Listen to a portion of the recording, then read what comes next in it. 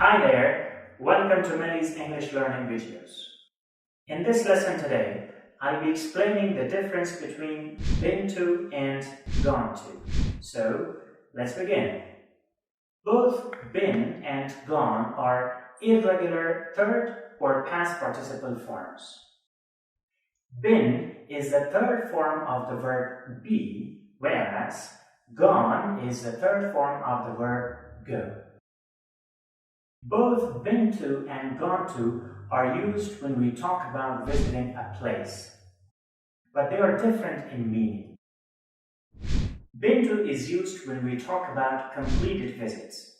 It means that a person went to a place in the past and is no longer there.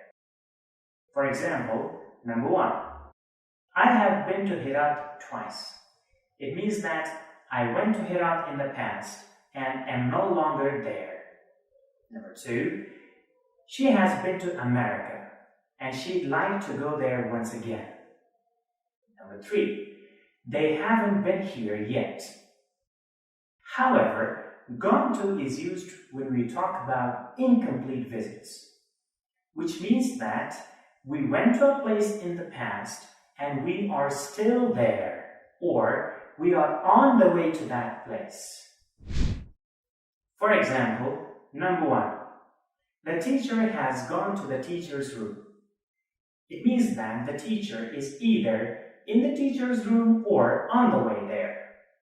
Number 2. The kids have gone to school. Number 3. She has gone to Jalalabad. Let's rewind our today's lesson. Been to and gone to are both used when we talk about visiting a place. Been to talks about a completed visit. However, gone to talks about a visit that has not been completed yet.